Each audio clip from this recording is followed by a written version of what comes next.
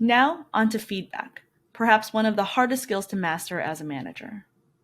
Whether it's feedback on documents or presentations, or day-to-day activities and behaviors, it's a manager's key responsibility to guide their team with pointed, effective feedback. Managers are notoriously bad at giving feedback, and it's usually the nicest ones who are the worst. They suffer from the fear of being disliked, and in an effort to be kind with their words, often create confusion and false hope that bites everyone in the ass later. The mindset shift is that transparent and thoughtful feedback is the kindness in and of itself. The too nice manager has to truly believe that direct and frequent feedback is nicer than being vague and circumspect. The too nice manager needs to realize that by holding back, they are mostly protecting themselves and harming their direct report. Once you realize the selfishness of it, it's easier to get comfortable with effective feedback. There's a lot out there on how to give great feedback, but I think the gold standard is Radical Candor, a framework made popular by Kim Scott. The idea here is that the best feedback is delivered by someone who is trusted, and they're trusted because there is an existing relationship anchored in compassion and care.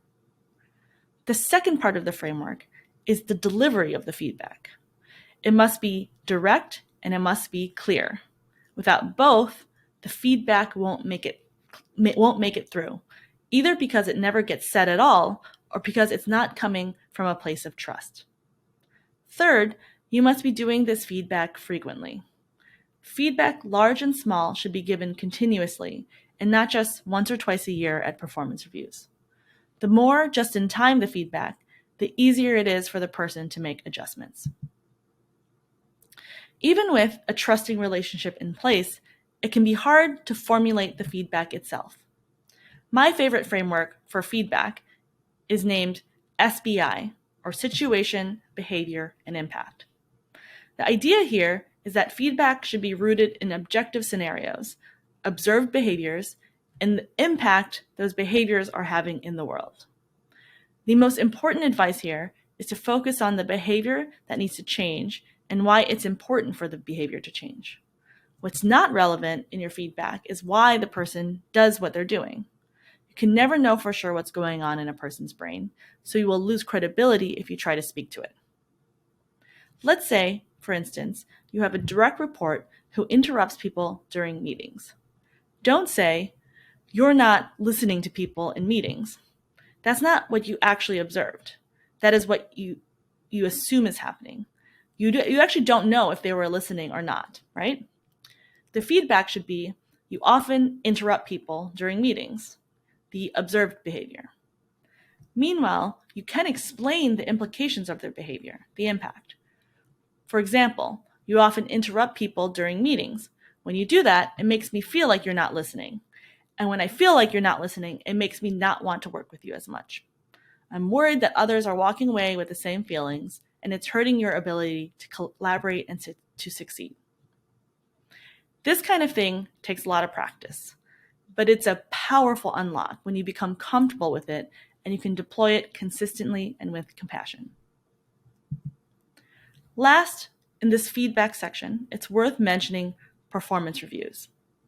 The first thing to remember is that performance reviews are actually legal documents. They are official records of people's performance, so if someone ends up in an official improvement plan, you have a history of their work documented in one place. Because of this, it's important they be accurate and straightforward.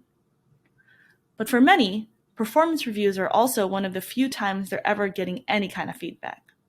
Now, hopefully, that's not true for your direct reports, but even with regular one-on-ones as feedback, the aggregation of one's performance over a long period of time is still an important and stressful moment. The best advice I've ever heard about writing performance reviews is to consider the headline of the document. Even if there's no actual headline, think about the headline. What is the one-sentence summary that the person should take away from their performance review? Are they an invaluable asset to the team and you would do anything within reason to retain them? Are they the middle of the pack and need to work on a couple things? Or they're at risk? Think about what is the short summary of what they need to know. I once managed a manager who was on the verge of putting one of her team members on a performance plan. She asked me to read over his annual review she had drafted for him, and I was genuinely surprised when I read it. I knew she was thinking about a performance plan. Meanwhile, the review read like someone who was about to get promoted. Somehow, what she wrote had become so dissociated with what she needed to say. She definitely suffered from too nice syndrome, and that this performance review was now, at best, confusing, only adding to the complexity of the difficult conversation that needed to be had imminently. We redrafted this review. It was more harsh, some would say, but also more accurate and ultimately more fair. Performance reviews are tricky, but critical to get right.